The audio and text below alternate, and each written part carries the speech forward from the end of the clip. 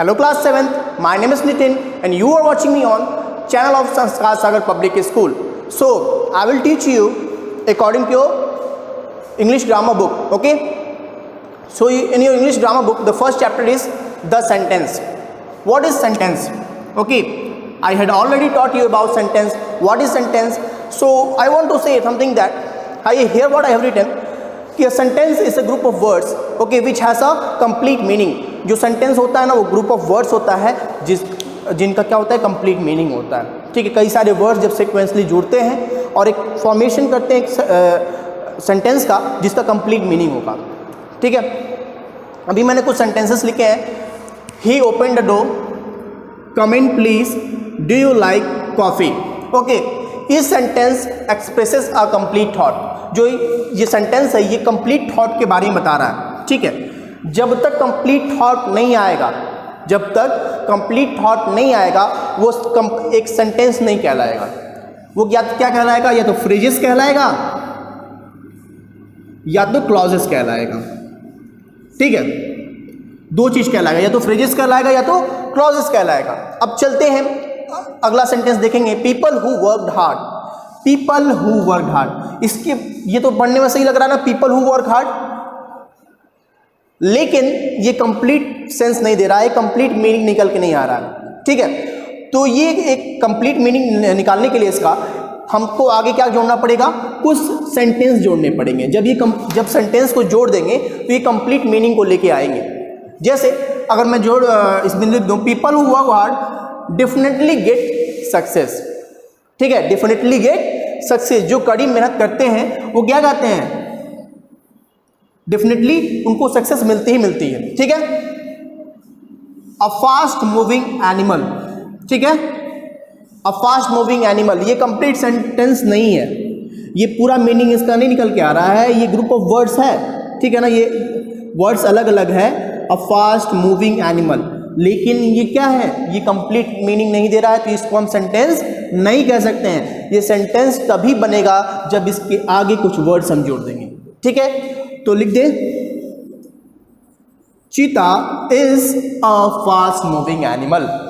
अगर इसके आगे मैंने कुछ वर्ड्स जोड़ दिए और तो ये कंप्लीट मीनिंग बनाने लगा. ठीक है, अब देखो, beautiful kites in the sky. Beautiful kites in the sky. अब बताओ, ये भी कंप्लीट मीनिंग निकाल रहा है? कभी नहीं ना, नहीं निकाल रहा है ना. क्या समझ रहे हो? Beautiful kites in the sky क्या मतलब है? लेकिन अगर इसके साथ कुछ हम और वर्ड्स को जोड़ दें, अगर लिख दें कि Ram flies beautiful kites in the sky. ठीक है ना, तो इसके बाद जब इसने हमने वर्ड जोड़ा, राम फ्लाइज ये वर्ब है, तब क्या हो जाएगा? ये एक कंप्लीट सेंटेंस बन जाएगा. तो बेटा याद रखिएगा कि एक कंप्लीट सेंटेंस बनने के लिए, ठीक है,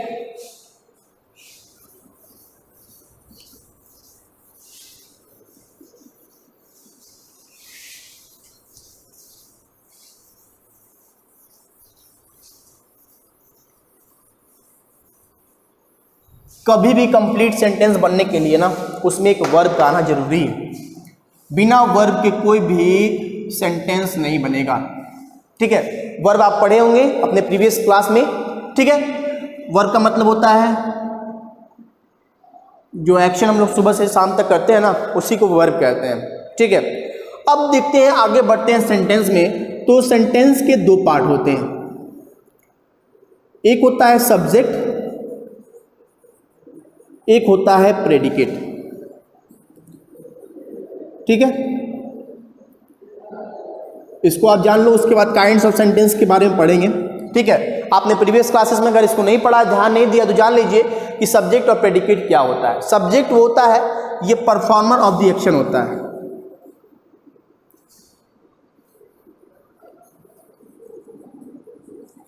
ये परफॉर्मर ऑफ द एक्शन होता है. और ये क्या होता है कि ये जो परफॉर्म करता है ना, जो चीज़ है वो यहाँ पे आती है. ठीक है, और सारे वर्ड्स इसमें वर्ब भी आता है आपका. ठीक है, परफॉर्मर तो हो गया. अगर इसी सब्जेक्ट के बारे में कुछ बताया जाता हो, ठीक है, तो जो चीज़ बताया जा रहा, मतलब कोई सब्जेक्ट है, कोई यहाँ पे सब्जेक्ट आ गया, किसी का नाम आ गया, ठीक है, ठीक है, और कोई प्लेस का नाम आ गया, चाहे कोई भी नाउन आ गया, चाहे प्रोनाउन आ गया। सब्जेक्ट कौन कौन बन सकता है, पहले जान लो। सब्जेक्ट क्या बन सकता है? सब्जेक्ट नाउन बन सकता है, प्रोनाउन बन सकता है, या नाउन फ्रेज बन सकता है।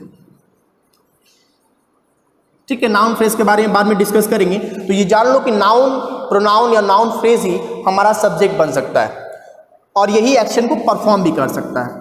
ठीक है, और ये जो एक्शन परफॉर्म करेगा वो उसको प्रेडिकेट में रखेंगे, जो जो एक्शन इसके बारे में और जो जो इसके बारे में बताया जाता है उसको प्रेडिकेट में रखते हैं। तो सिंपल सी ये बात जान लो, अगर कुछ नहीं समझ में आ रहा है, ठीक है, तो अगर हम सब्जेक्ट को अलग कर दें, अगर हमें सब्जेक्ट मालूम चल जाए कि सब्जेक्ट क्या है, तो बाकी चीज़ें अगर हम छोड़ भी दें तो वही हमारा प्रेडिकेट हो जाता है। ठीक है, जैसे पहला example low, I am teaching English.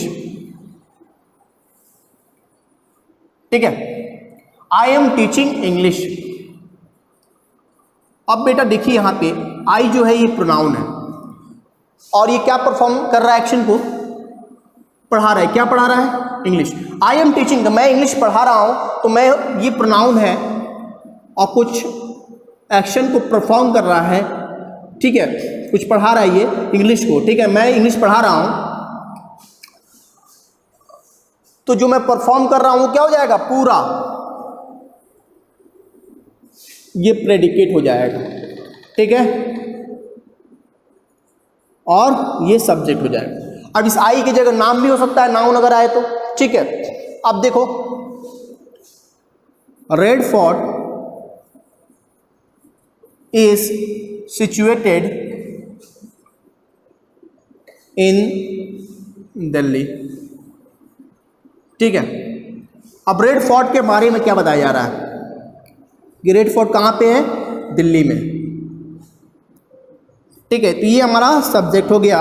अब इसके बारे में जो कुछ भी बताया जाता है, अब देखो यहाँ पे मैंने लिखा है सब्जेक्ट इंग्लिश। ठीक है, तो सब्जेक्ट इंग्लिश के बारे में क्या, इस पे चर्चा हुई, जिस चीज़ पे चर्चा हो, जिसके बारे में बात की जाती है उसको हम सब्जेक्ट कहते हैं। सिंपल सी बात याद रखो, परफॉर्मर ऑफ द एक्शन, यानी जो परफॉर्म कर रहा है। एक सेंटेंस में हमारा वर्ब का आना एकदम जरूरी है। ठीक है, वर्ब किसी भी सेंस में आ सकता है, जैसे यहाँ पे वर्ब इज हो जाएगा, यहाँ पे टीचिंग मेन वर्ब हो जाएगा, ये हेल्पिंग वर्ब हो जाएगा। इसके बारे में अभी हम अगले क्लास में डिस्कस करेंगे।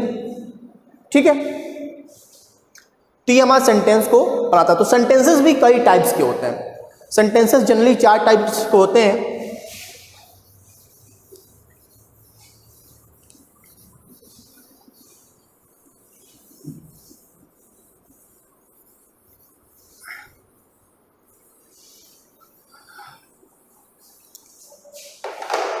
assertive sentence,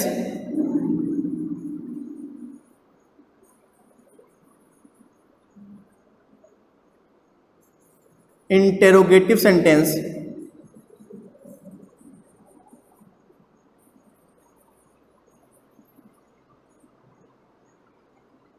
imperative sentence,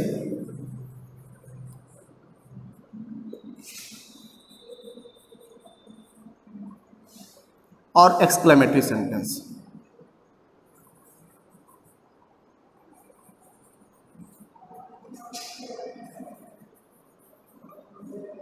ठीक है, तो ये 4 प्रकार के सेंटेंस हैं। इनके बारे में मैं अगली क्लास में डिस्कस करूंगा। ठीक है, इनको स्ट्रक्चर के बेस पे बात आ गया, काइंड्स के कई प्रकार के सेंटेंस है। अभी आप लोग यही पढ़ते आ रहे हैं। ठीक है, अब आगे आप 7th क्लास में आ गए हैं तो और सारे सेंटेंसेस पढ़ने को आपको मिलेंगे। सिंपल सेंटेंस होगा, जिसमें कंपाउंड सेंटेंस होगा,